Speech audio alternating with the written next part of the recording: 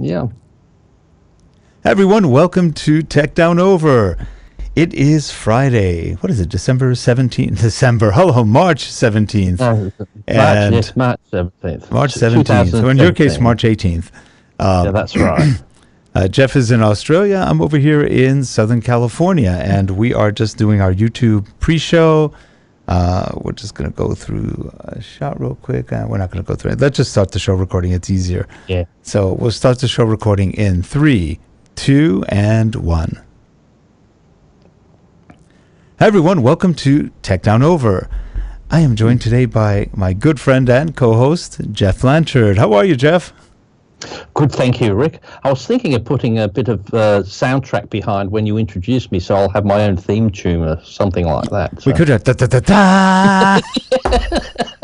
Just to spice it up a little bit. Anyway, but just Geoff. Well, we could put music. You know, we have to put more music onto the show. Get another controller and have all our sound bites and stuff. That would be fun. That's right. We're much too laid back right now. We need sound. You're right. I don't have any sound on this. Seeing you've just said that, I'm going to introduce that, and you might say, "What on earth's that?" What on earth's that? That's our sound. Because we have another controller we could put sound on, just sound, and just click all the sound. That'd be fun. Let's do that. So maybe next week I'll have that all up and ready. Yeah. Well, anyway, let's start the intro. Here we go. Yeah.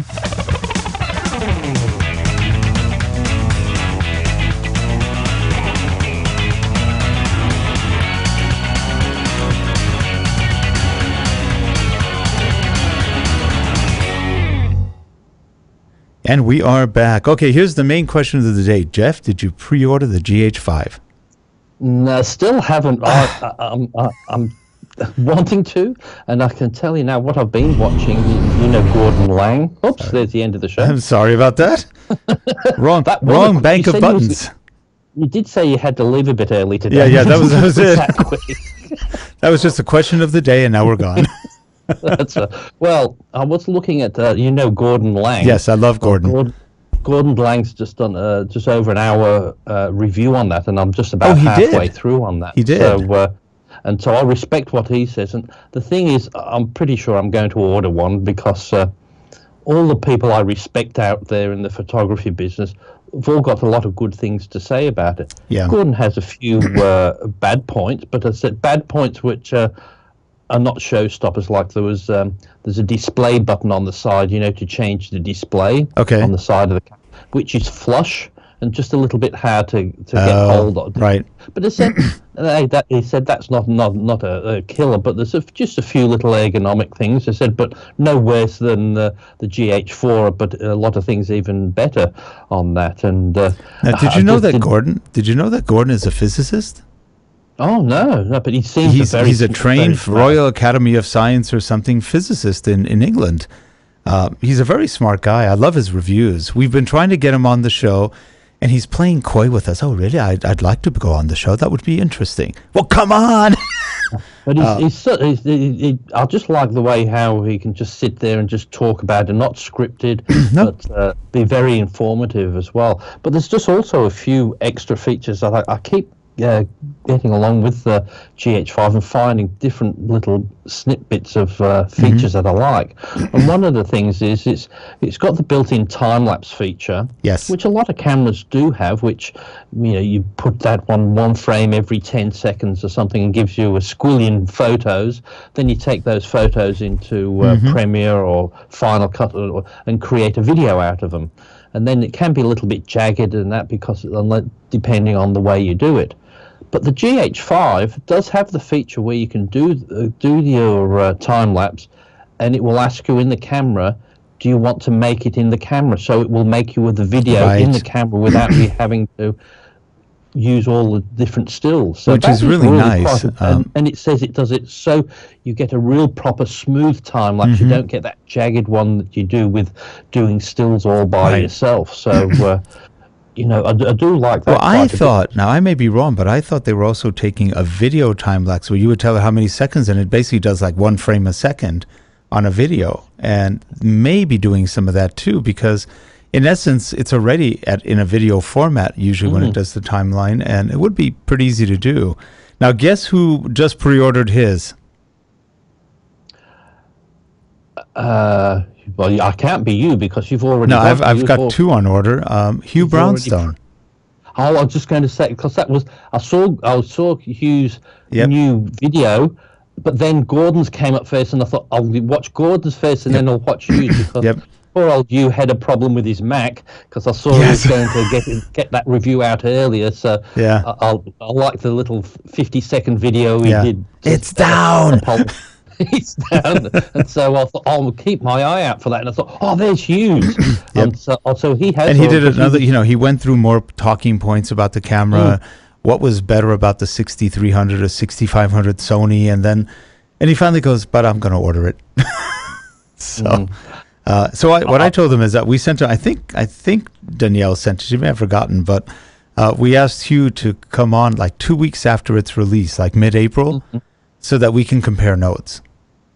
Oh, okay. So I hope it comes out on time. They said March 30th.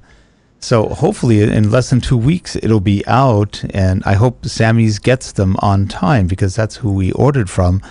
And I'm going to split my order a bit. I'm going to get some of it from Sammy's and some of it from B&H, only because I have less credit on Sammy's right now, and I want to use my credit on B&H. So I'm probably going to buy the battery packs, which aren't cheap. They're $350 now. Well, the battery grip. The battery grip, $350. That's a little expensive, but I guess they're all doing that. Canon, as much of a ripoff as they are with their prices, they're like $200 for a battery grip. Now, everybody else is now $350. Jeez, Nikon's $500 on some of them.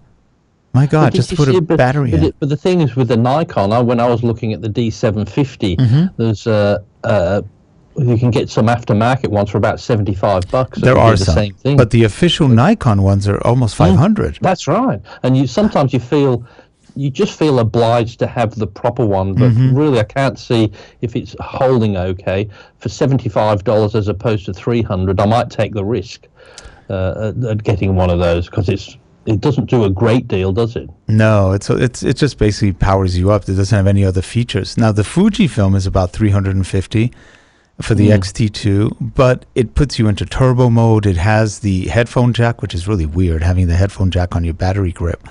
So they did some things, I think, to make extra money because really they could have been in camera. So I don't care for that. They force you. Why do they sell it separately? It's sort of a scam because you can't really do a lot without it. You can't film faster. You can't shoot faster frames. You can't shoot a half hour of video unless you have it. It's like, oh, come on. So you have no choice. So really, it's not a $2,000 camera. It's a $2,350 camera. And that was the thing with the Panasonic GH5 is, with having the GH4, there was that accessory where you had like a docking station to have the XLR mounts. Yeah, and it was a failure.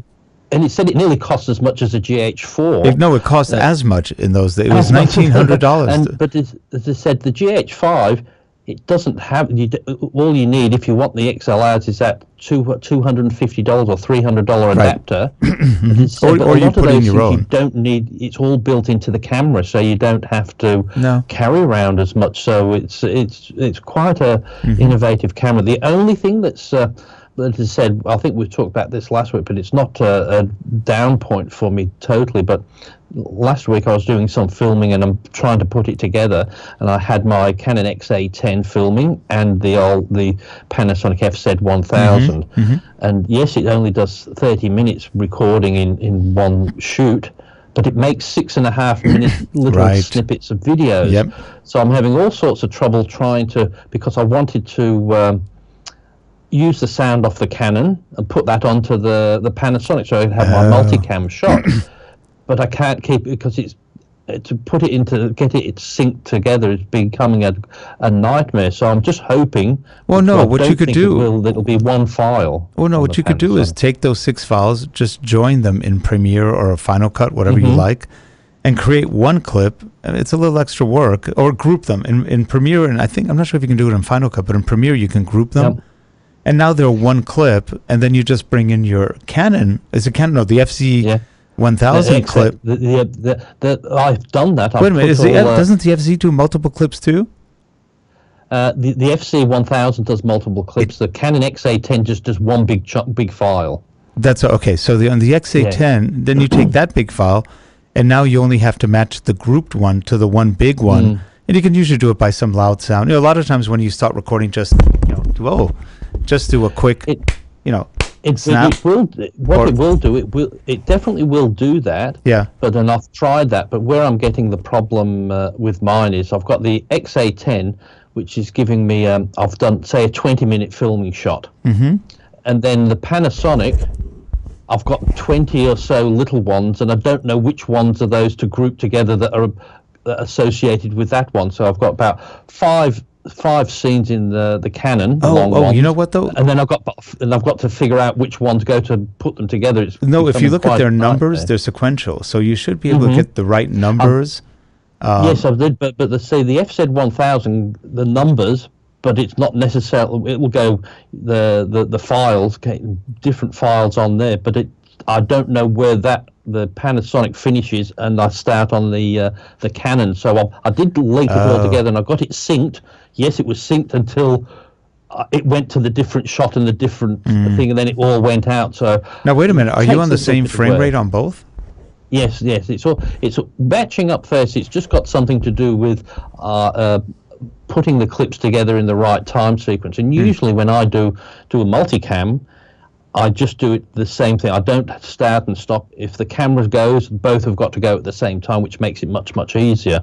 But as I said, there was a few times where I had to stop, so I stopped both cameras, started them again. But it's just trying to find out which one goes with the other one, which I'll figure it out anyway. But I was still hoping that the new Panasonic will have a video just like an MP4, just one file rather than 500 files on there. Well, obviously it's sad because when we shoot by ourselves, it's hard to do this. But ideally, you want to clapper it, just put a little thing up, and then when you started each shot.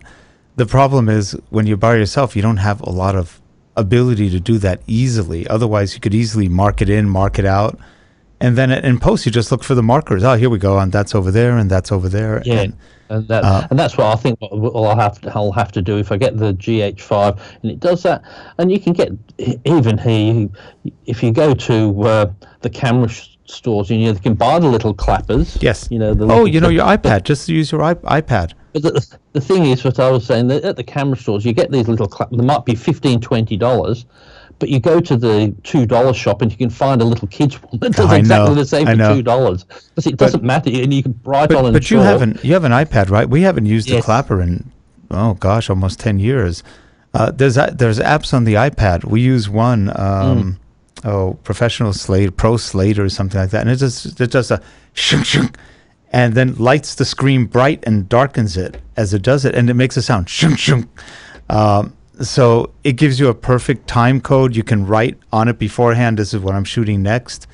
And it does a really good job. And then you can multi-cam it afterwards. But you're right. That is one of the problems with the 4K filming. You really lose, well, actually, in this case, the XA10 is not 4K, but you lose that ability to have one big file. Well, actually, you don't. What happens is because the files are big on some of these things, you just run into the file limitation of Windows. Really, it's Windows, and the Mac may have some of the same issues where you have a 2 gigabyte limit on some, or 4 gigabyte, and as a result, you run out of space pretty quickly. But it didn't have the problem with the Panasonic HXC 1000. It's a camcorder. That's because it's a camcorder. That's right, and it does one huge big. And that makes so much more sense. And but I'll hope to see that this one does it, but it's not going to put me off from getting one anyway. So, but I'm glad I did a bit of that videoing this week on the old FZ1000 to see how it does. But hey, if you know the limitations, you just do things a little bit differently. Like you said, I always try to do a bit of a noise when I'm doing a multicam. So I usually do it, but usually people get frightened because I usually yell or do something like that if I've got a camera. Right! What? I said, no, I'm just sort of, do a huge clap and say, what are you doing? Well, that's why a lot of times when you see video being filmed and you've got a crew, you'll hear, lights, camera, rolling, camera 2, rolling, action, and that's the point. and then it's easy during the post because you hear the action, and it's a good technique. It works pretty well. And I was glad I did that filming because having the great sound on the XA10 with the Rode NT2G, I think it was. That was really good, and then the sound coming off the FZ1000, I could hear the percolator in the background for the sort of the scratch audio. It was good enough to match up, but I thought, gee, it does do a shocking quality of sound. Speaking of sound, I was working with my Olympus LS100.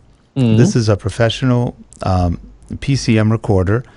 And it has 5 tracks, basically. You've got 2 XLRs. And I was going to bring it in today, and I did, but I didn't bring it into the show. So I forgot it in my bag. But it has 2 XLRs at the bottom, the 2 cross mics at the top, and then it has an input for, or maybe even one more. It has an input for a 3.5 millimeter, and you could also put like a guitar jack into it for a line in. So it's really nice. It can do a lot of recording. And I put in the HS2, the Rode HS2. It sounded incredible on it. I just had it hanging off one ear, talking. It's connected with like a 4-foot cable. And the recording sounded, I put it into Audition. Man, it was clean. No noise. I walked around the whole house talking. Is air conditioning going on? Is refrigerator noise? I go by a washer that's going. Couldn't hear a thing. It was all right, just my voice. It was pretty amazing. Isn't it amazing, though, that when you're doing a video, you and myself, I just get such a thrill when I watch a video and the sound's just perfect. Oh, yeah. You know, the video could be rubbish what I'm watching, but just to have something that the sound is crystal clear. And the moment I hear any ounce of echo on anybody doing it, I thought, you've just let yourself down so much. You've done such a good job on this review. Why didn't you spend a few dollars extra just for a closer mic, something that just got rid of that? Now, sometimes I'll do a review of like a camera, but I'll do it deliberately on the camera mic. Oh, yes. And sometimes it's amazing if you're close. But the minute you start getting about 7-8 feet away, you hear pretty clean, but you're definitely in more of an echo chamber. But if you're close on most mics, no matter how crummy those preamps are, it might sound actually pretty nice.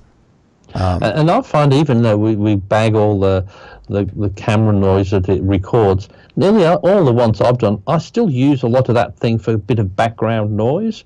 And that because if you record something over the top of it, I hate shots with total silence. So there's quite often I'll use the audio in a little bit of a way anyway on that. So also as well, Rick, this week I was having a look. You did suggest, well, I've kind of disappeared there. Oh, there you go. I did have a look as you were suggesting because I know you use vMix. I looked with great interest at new feature on the new vMix. That's not out as yet, though, is it? Not yet, but soon. So with a vMix call, what did you think about that? Then you don't need Skype. Yeah. Imagine that. You call somebody up via browser, they click the link, it opens up, and then you just talk to them. And that's just fantastic. I know. Did they say that it was you can't use it on iOS? Is that phones or would it be normal Macs? iOS would be phones. It was just on the phones you couldn't use that. But I think on the normal Mac, on the Chrome browser, you could do. I believe it's using... Now, he said they're waiting for permission from Apple to allow them to do it on the phones or on iPad. That's right. It's iPad and phones. But it's really kind of cool. And I believe it's using NDI to do the transfer of sound and video. It's pretty amazing. It's kind of what Skype does, but without having to deal with Microsoft. I like that. But did you know what happened yesterday to us on the show? Sorry? In the middle of the eLearn chat show, we started the show, and immediately Windows goes into an upgrade. And I went, what? Oh. What? And it's turned off, and it just goes off and does its own. And at 2 o'clock in the afternoon, it decides to do an update. I was going, oh, my God. First time in, 700 shows, we got that. I was so irritated. That Jeffrey K. Holbrook we did before one of our shows. Oh, that's right. Luckily, he turned on about an hour a bit, but it just finished on time for the show for it to get done right. So, oops, there we go. Sorry about that. Fumble fingers. I'm flicking on and off here. Yeah, there we go. But with that vMix, though, what I liked about that as well is you can. With me and you, if we're on the air with that, I can chat with you while we're on the air. So that's right. You can say, Geoff, why don't you start talking about this? You can have a little note on that. Oh, and then I can see that, and you could sort of queue up things a little bit more. It's pretty cool. It's pretty cool, and I think it might revolutionize a lot of what we're doing. It would make it easier, and for people who really don't use Skype much and don't know how to do it, this would be easy. Mm-hmm. You go into the browser, click the link, here it comes up, have your webcam ready, ta-da, it's done. And it looked really cool. You've got none of those things at the side that you have to hide from the Skype symbol. No. You don't have the great thing is like Skype gives the little monitor thing down in the corner that you can see, but everybody can see that. That's whereas right, and you can't get rid of it. I can see your image, and I can see what's being broadcast. I know, and you can't get rid of it. No, whereas on vMix one, you've got I was really impressed with that one because I just thought I can see like everybody's getting so annoyed with Skype letting them down because people say, oh, it's your bandwidth. Well, I don't think it's got anything to do with the bandwidth. It's just the way it switches over to give different people priorities. Yep. Whereas that one, as you said, if your connection's good, you'll get a good signal on it. But I just hope that the vMix eventually comes to Mac. That I might even invest in that if it did. But with that one, though, Rick, would you what sort of version do you have of vMix? Do you have the? I think we're on vMix 18. I think. No, but I mean, what sort of not the version, the level, because there's different levels, isn't there? Oh, I'm on whatever the current one is. We're on the current right now. No, but I mean, there's the standard where. Oh no, I'm on the 4K, the top version. The top version, because the top version, that's good because that gives you about up to 40 you can have, I think, depending on your bandwidth. 40 connections? On that, the vMix calls. Wow, that's a lot of calls. With the standard, I think with the Pro, or now, below the Pro, you just get the one. Right. Now we have a machine that it's got 32 gigs of RAM, which is more than enough for almost anything. It's an i7, pretty high-end. We've got SSDs in it. So we're writing to a lot of fast drives. And so when we're writing the shows out, as we're recording the shows to our SSD. So it's pretty fast. We've had no issues recording with this thing. And then everything else we're doing, we have a lot of bandwidth in this particular office. We have more than what we had in our previous one, which was 300 megabits. Now we have 500 megabits. And they tell us that within the year we will have 1 gigabit network right in, for not much more. So we're going, wow, we may have a gigabit soon. That's your internal network speed for an office. So that's pretty fast. The thing that I find that lets us down is, like, I get plenty of speed up and down, and it's more than enough. But it's the GPU on the computer, I think, because like when you look at Wirecast, when I'm broadcasting, I'm using, 89%. Right. I think of the CPU because it's driving. But you're on a Mac, and your Mac only has a 2 gigabyte video card. Well, the new one has the 4 gig. The new one has 4. We've got 4 in this one, and on the one I have at home, we have 8. And that's really good, isn't it? It is. It's so fast. It's amazing. But that's where Macs kind of let everybody down. For broadcasting, I don't think they're the best machines because they manage memory a little funny when you go into this realm. And now you've been better because you had a lot of Wirecast problems in the beginning. And it seems like you got them resolved now. But that's where I just don't understand. Like last week when I did the show, on my end, your feed was never any problem for mine. But when it comes to mine tends to be the other way around, doesn't it? It really gets strange, and I'm sure it's got something to do with the way mine's sending it across. And you know what? We're going through 7,000 miles. It's a long way, and we've got mostly ocean between us. And that was the thing where I liked with Martin Sinclair, with Martin, isn't it? In their test of that vMix call, they did talk to somebody in Norway, and they traced where it was going from. There's in Brisbane to Honolulu to California to New York to wherever, then all the way to Norway. That's the way it was going. Wow, it went all over the place, backwards and forward. Yeah, there was no delay whatsoever in that, because they say it's just but that's the way it does. It routes so many ways to get through there, same as Skype does, and because they said all theirs ones from Brisbane seem to route through the US, won't go any direct route, but it was just quite so impressive with that. And what people don't realize is when they make cell phone calls or even landline calls, you may be calling your next door neighbor, but you may be routing through New York. And people don't realize that they automatically route to wherever it's free. That's in right. terms of free connections. And so when they charge you long distance, it's all BS, because almost every call you make is long distance, but they only charge you if they know you're long distance, because they route through those same areas for the same amount of money. And that's exactly what the thing is with the international ones, because the way they've got it seems to have it set up. If I make a call and I'm standing outside your office and dial your office, it says this is an Australian one. I'll go back to the Australian exchange, make the call and call Rick. Yes. And then I'll charge him a fortune for it. But it knows that, whereas it could just route it direct, but it doesn't. It says this is an Australian phone. Right. I'll go all the way back to Australia, then call AT&T, then I'll make the call. Yep. And then I'm going to hit you for 20 times what it actually would cost you. And the funny thing is, though, with that somebody was doing it, the only reason it's so expensive is because it's so expensive to keep track of the charges. Right.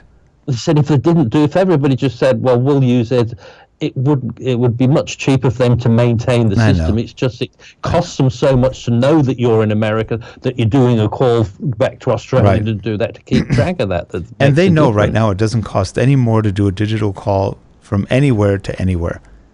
It's the same cost, but they got to make their money, and they do it any which way they can. The problem, I don't mind that as much as that they lie about it. That's the problem. They don't tell you the truth of how they really do it and how easy it is. But the thing is, these days, though, it still does amaze me that things don't change, because with what we're doing, like I'm talking to you from Australia, and you're in California. You remember 15 years ago, just this conversation for nearly half an hour would have cost me about $700-800. Oh, I know. Whereas now we've got all this. It's costing us the cost of our bandwidth. Yeah, and pretty as much. I said, you'd think there's so many millions and billions of people on Skype. You'd think they'd be scared that they're going to lose everything eventually. Because when somebody figures out how to hook up a cell phone through a network and the data, it's over. Don't need the networks. It's over. Yeah. If you can just, if the Wi-Fi connection from your house to your network would go for about 50 kilometers, and when they get the technology that, you don't need the other suppliers, but maybe they'll be the ones who are supplying that's why they're doing all the ISP services and that these days. Yeah, anyway, that's interesting. It's good. So anyway, so you're really close to ordering that GH5. I've gone to the website 8 times this week. Gone by. Stop! Now you're not ordering. Close the browser. I thought, I've done. It's ridiculous. Then you go home and toss and turn all night. Get it. Don't get it. Don't get it. Don't need it. Then the first thing, don't need it. First thing, I put the iPad on in the morning. Yeah. New review GH5. Okay, you know. Okay, let's be honest. We don't need it. We want it, and there's nothing wrong with wanting it. No, that's right. And what I've got, I can do what I want to, but I don't need it, but I want it. So. Yep. See, you're doing a good act for your mom. You said you were going to buy her a wheelchair. So yes, that's right. Now you're doing another good act for yourself for being such a good person. I think it's only fair. That's why I'm doing that, because I feel if I'm going to waste money on that, I'll spend some money on something that's really needed. Then if I can't buy the thing that's really needed, well, I won't get the thing. It's almost like it's like carbon credits. You don't really need them. It's all BS, but you feel good when you do something. I don't feel good about carbon credits, but that's definitely right. But and your mom will be happy, and you'll get a new camera so you can take pictures of that beautiful new wheelchair. It'll be perfect. Well, hey, that's not sound silly. I've already thought of strapping a tripod to the. Oh yeah, you could, and I can take her her into the city, and then she can do. I'll have her as the thing, and I'll put the Osmo on there, and with my phone I can control the camera. Well, you don't even need the tripod. You could do a nice monopod. Yeah, that's right. I mean, I'll strap the monopod to the side, and it would look great. I mean, you could strap it right to kind of what depends how they open up. You could attach it to the back column of the seat, and it would be pretty cool. What they do have though, because a lot of these seats they have like a tow bar for a car. That you can put that on, and you could mount a tripod on it because it's done so you can mount oxygen cylinders and all those things. So you could actually mount it permanently quite easily on there. So well, then all you have to do is convince DJI to buy it, and you would have the DJI chair drone. The chair drone, but then the thing is, then you could have the app that controls the chair as well. That's true. Can you imagine the trouble you'd get into that. Oh, gosh. Then people hacking somebody's wheelchair. All these wheelchairs being hacked, and so they're all going in a line under the control. I could see a whole movie about that. That would be fun. Before we finish, did you happen to see the Andy Ox's camera hack? No, I have to see that one. You know what? I've got to watch that one. I had them, for some odd reason, I hate YouTube. I had them subscribe to, and now all of a sudden they're not anymore.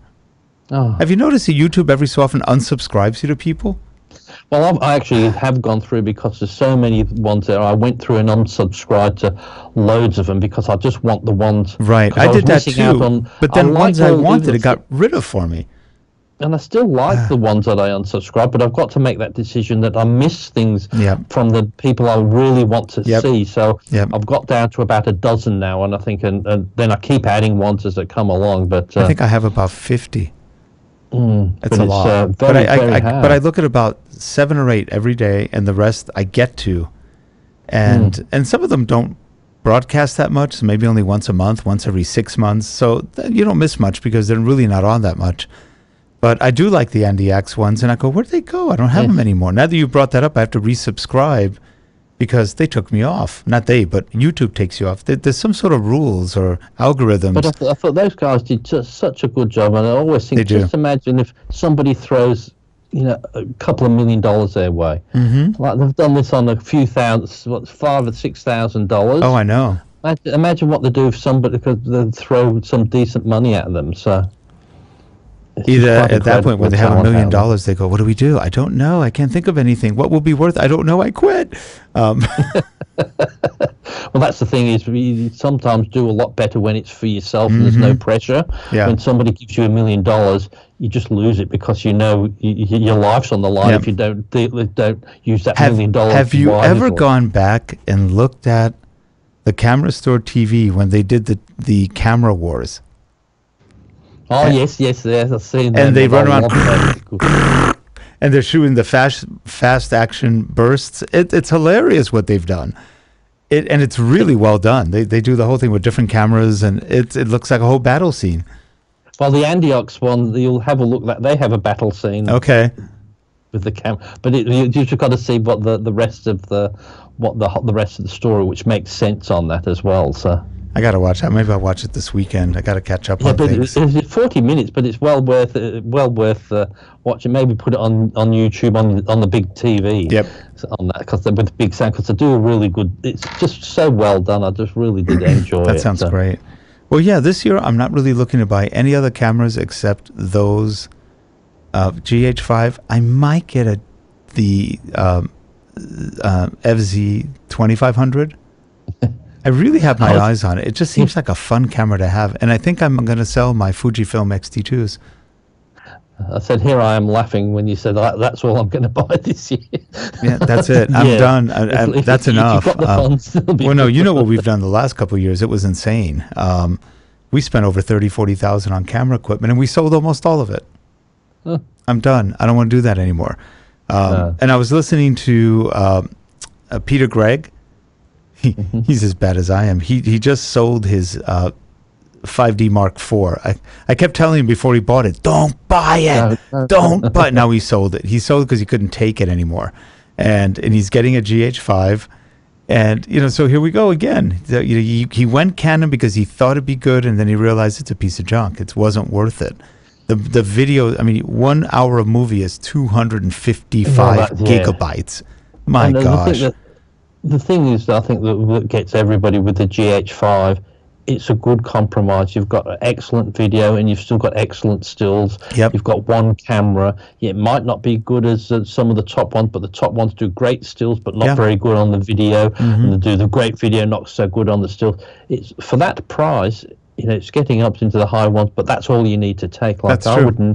Before I would take a normal DSLR and my video cameras, because you'd need that. But with this one, the qualities all I need is that one form factor, and which no matter what you say, people don't seem to balk half as much of you filming with that sort of format than if you have the same thing in a video camera. People say, "What are you filming?" Right. And they get whereas a normal camera, people don't seem to mind too much. But anyway, we should leave it at that. Because you've got to be going now. I've got to get going. Got to pick up our girl dog who just had dental work done. She's probably groggy, or maybe not.